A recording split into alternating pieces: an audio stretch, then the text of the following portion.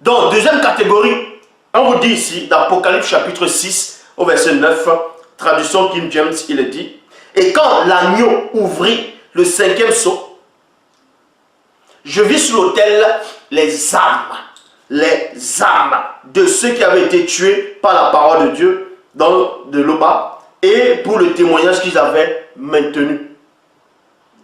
Donc on vous dit ici là, que dans une autre réalité, là qui savait, donc qui est Jean, donc a vu les âmes des gens qui ont vécu sur terre. On les a tués sur la terre, ce sont devenus des défunts, mais il les a vus conscients. C'était pas dans le compartiment dont Ecclésiaste faisait allusion, qu'ils n'ont plus de souvenirs, tout ça, ils n'ont plus de haine, ils n'ont plus d'envie.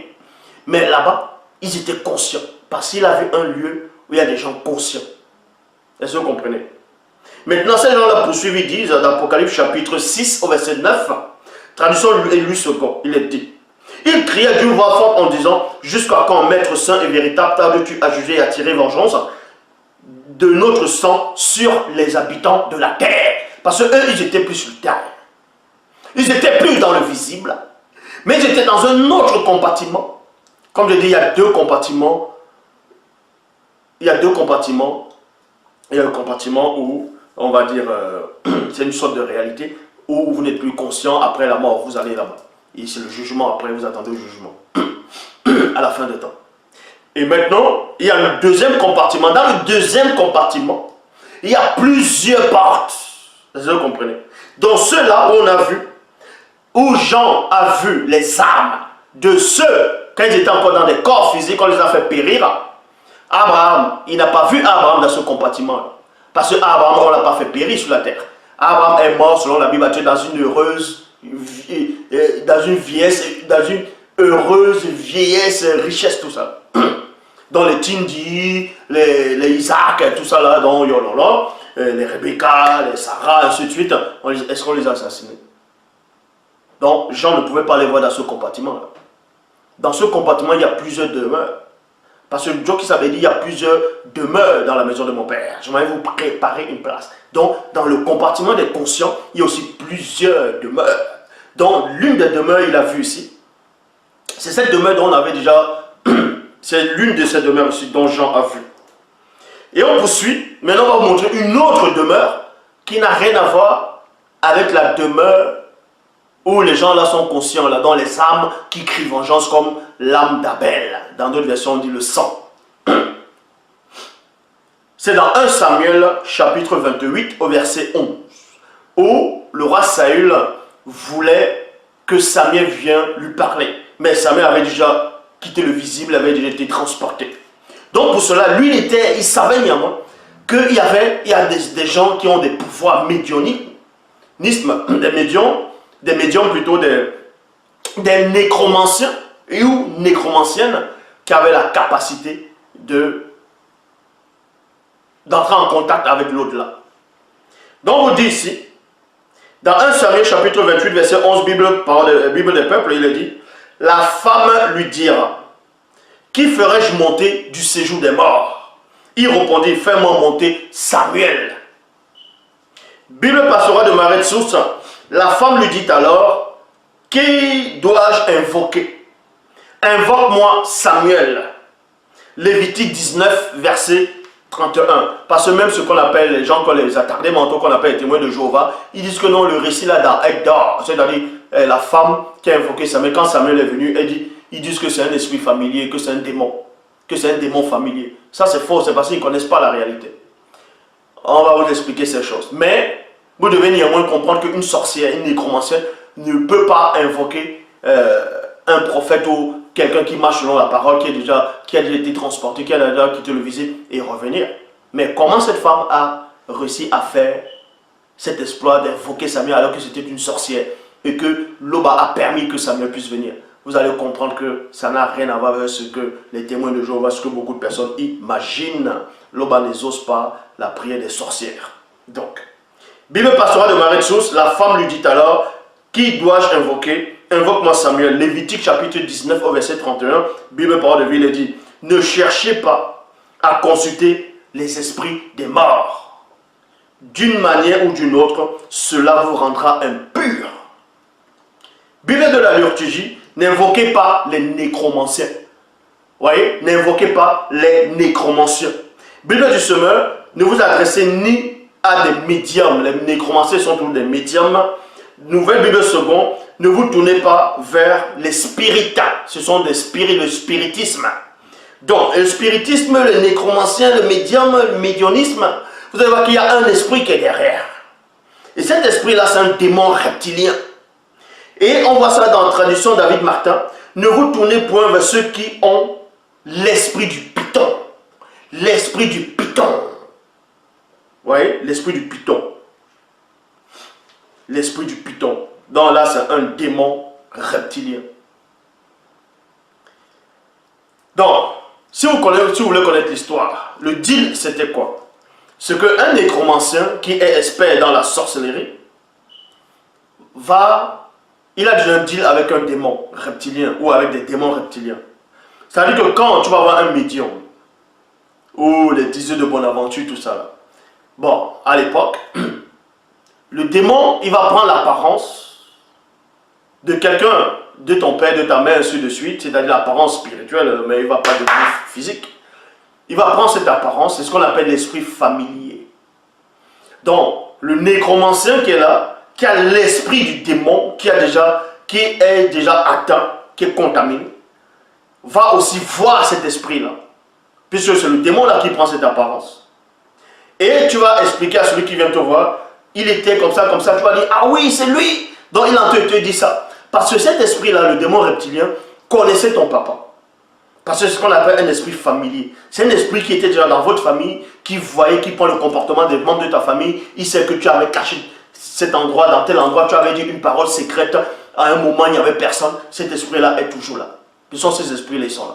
Donc quand tu vas, le démon va révéler que tiens, va dire que c'est dans la boîte, c'est comme ça, comme ça, comme ça. Forcément, la personne va croire au nécromancien, va croire au spirit, va dire, ah oui, c'est vrai, il est en train de parler aux morts, il est en train de parler aux défunts, il parle aux ancêtres, il parle à celui qui est mort. Ça, c'est de la sorcellerie. Et cette femme-là avait fait un deal avec ce démon reptilien, que, en gros, en ce moment, parce que quand Saül, le roi Saül est venu, a parlé, a dit que fais-moi monter Samuel, je veux voir Samuel, invoque-moi Samuel. Automatiquement, là, le démon reptilien était déjà dans cette femme.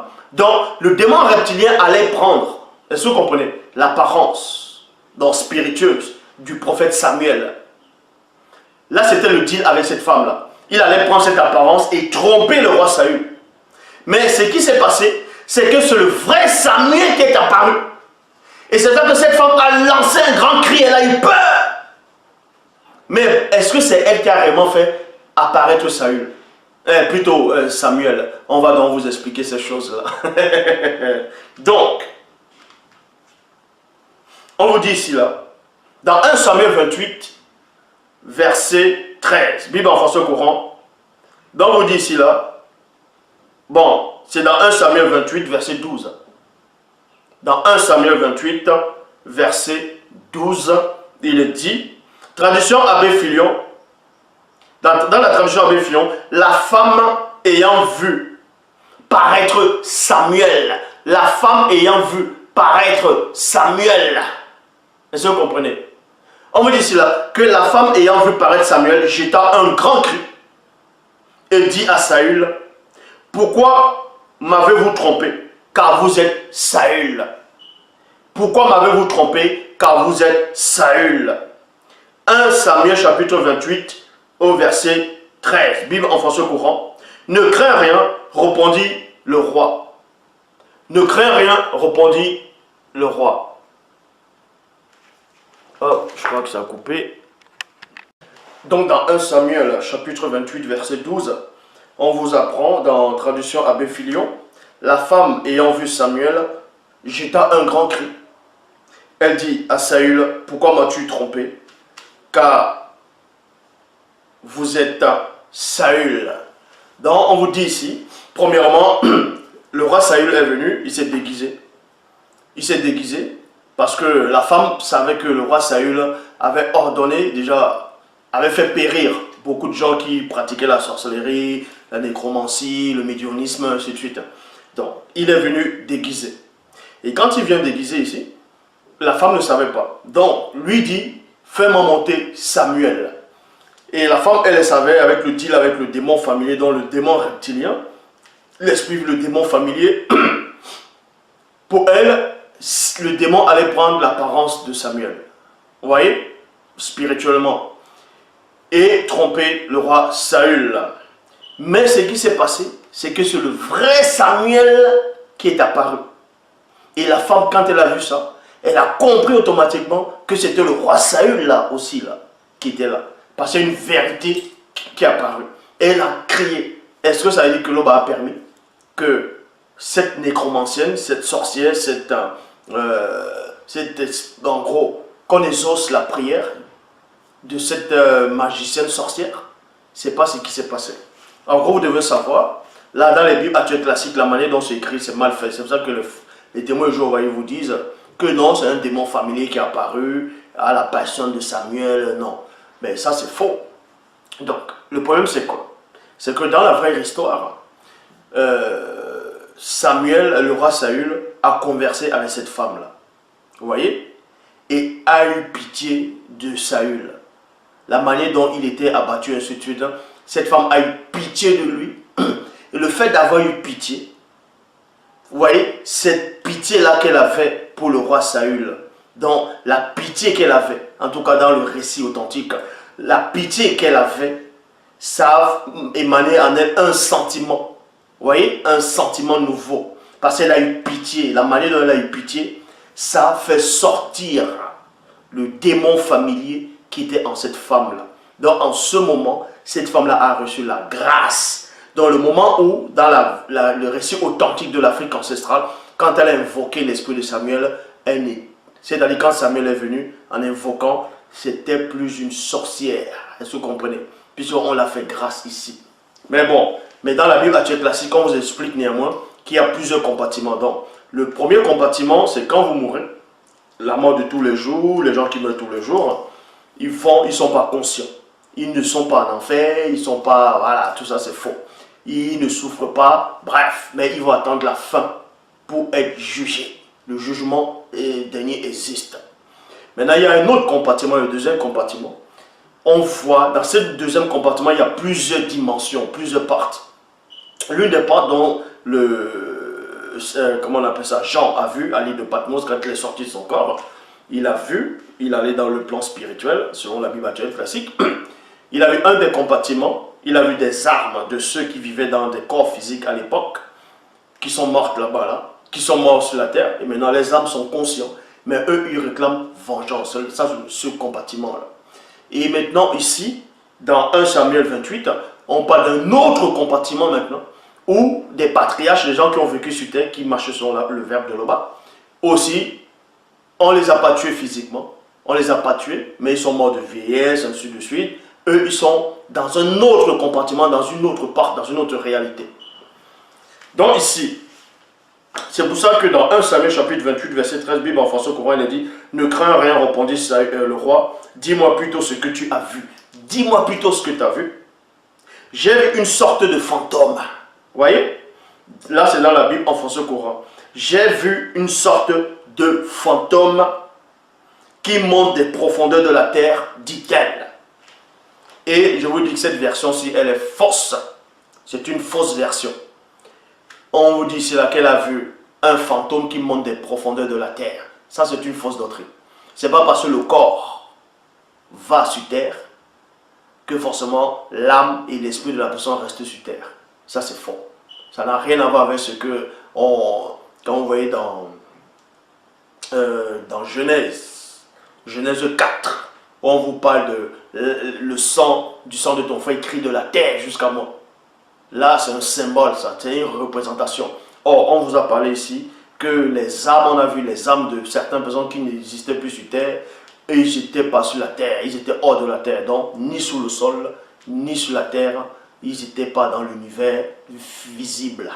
Donc ici, dans 1 Samuel 28, 13, Bible en français courant, ne crains rien, répondit le roi, dis-moi plutôt ce que tu as vu. J'ai vu une sorte de fantôme, dans un défunt, quelqu'un qui était mort. Là, c'est une fausse version.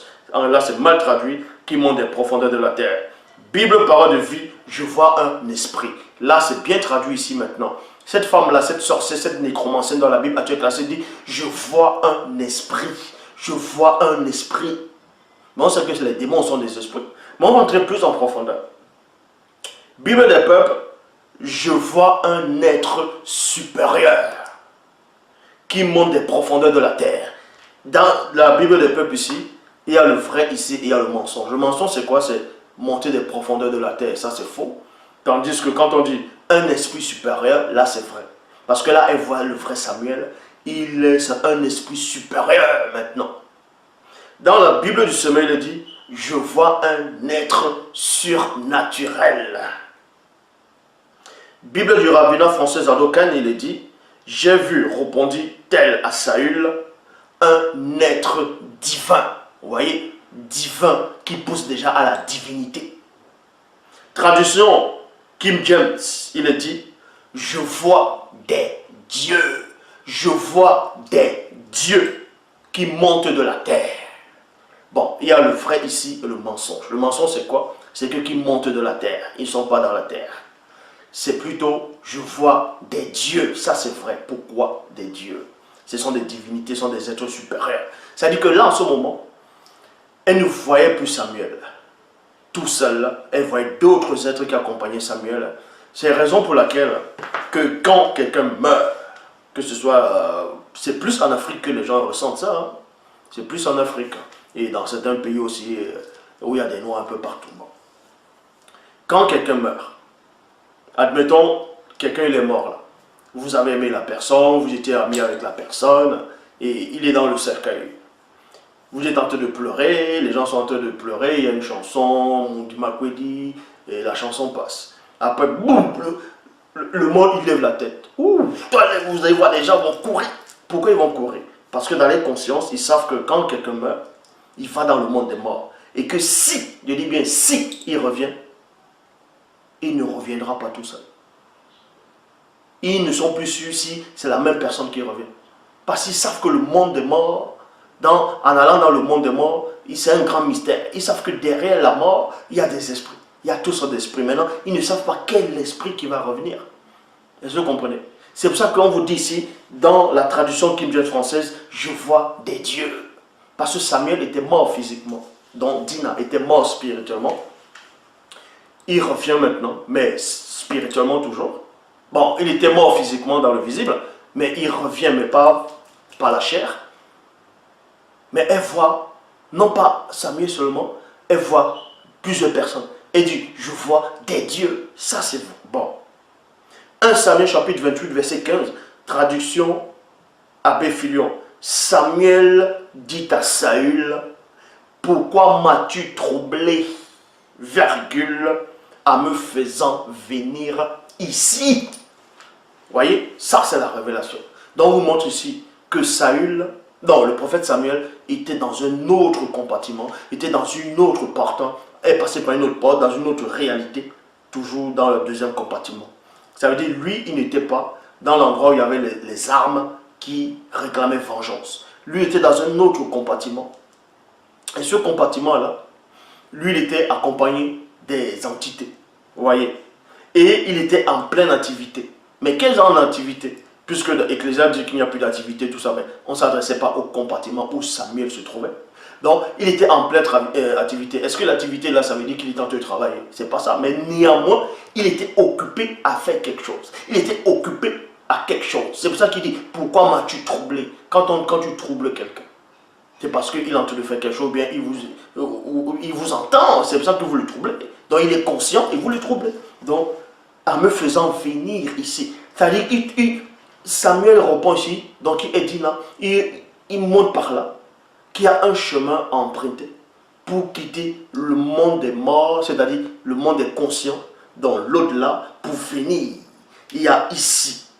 Et c'est le même procédé qui s'est produit avec Lazare dans Soumonet. Quand Joki Sabadi, Lazare sort et vient ici. Il n'est pas venu tout seul, il était accompagné. On l'a accompagné en chemin et boum, c'est là où Lazare est sorti. Sans cela, on vous dit dans Luc chapitre 20 au verset 37, il est dit, Moïse unique indique clairement que les morts reviendront. Écoutez attentivement. Moïse indique clairement dans Luc 20, verset 37. Moïse indique clairement que les morts reviendront à la vie. Point. Dans le passage qui parle du buisson en flamme, il appelle le Seigneur le Dieu d'Abraham, le Dieu d'Isaac et le Dieu de Jacob. Luc chapitre 10 au verset 38, Bible du semeur, il dit « Oh, Dieu dont Loba n'est pas Loba des morts. » Dans la Bible classique, on dit « Oh, Dieu n'est pas le Dieu des morts, mais le Dieu des vivants. » Donc Loba n'est pas Loba des morts, mais des vivants. C'est donc bien que pour lui, virgule, les patriarches, donc c'est qui ces patriarches là? Dans Luc 20, 38, c'est Sango, dont vous nommez Abraham, Isaac, Yololo, dont vous nommez Isaac, et Tindi, dont vous nommez Jacob. Donc Abraham, Isaac et Jacob sont vivants pour le spirituel. Donc on vous dit ici là, oh, Dieu n'est pas le Dieu des morts, mais le Dieu des vivants. C'est donc bien que pour lui, lui qui, Dieu, virgule, les patriarches sont tous les trois vivants. Donc on vous apprend ici que ce qu'on appelle Abraham, donc c'est dit Sango, Yololo et Tindi, les trois patriarches là, eux ils ont quitté le visible, ils sont morts physiquement dans la vieillesse. Bon, dans la vieillesse. Et eux actuellement ils sont vivants dans un autre compartiment. Et si vous voulez savoir, déjà, ils ne sont pas dans le compartiment où Jean a vu, où il y avait des âmes qui criaient vengeance. Maintenant, ils sont dans quel compartiment ici? Ça n'a rien à voir avec la parabole de Luc 16, où on dit le séjour des morts, il y avait un mauvais riche, il criait dans le séjour des morts, et Lazare est venu au sein d'Abraham. Non, non, ça j'ai expliqué que c'est faux. Mais bon, Abraham, Isaac et Jacob, ils sont dans un autre compartiment. Mais ils sont conscients, ils se parlent, ils voient. Mais on ne va pas vous dire exactement ce qu'ils sont en train de voir, ce qu'ils font là-bas. Ça, c'est Loba qui permettra si il permettra que je fasse cette vidéo ou pas. Donc, maintenant, d'autres gens comme les Dumse, c'est-à-dire Enoch, les gens comme les Bé, c'est-à-dire Élie, les gens comme les Boussi, c'est-à-dire on l'appelait Moïse, ainsi de suite, eux, c'est dans une autre forme de compartiment qu'on les retrouve avec les entités du grand ordre, des choses. Mais on ne va pas entrer dans ce domaine-là. Parce que dans Matthieu 17, 3, quand Koudman est venu transfigurer, il a transfiguré d'aller à vue Bé, d'aller à vue Boussi. Il les a reconnus. Mais ils sortaient d'où? Ces deux patriarches, ces deux puissants prophètes. Ils sortaient d'où? De quelle réalité? Ils venaient d'où? Ils ne venaient pas du séjour des morts. Eux, ils ne sont pas dans le séjour des morts. Est-ce que vous comprenez?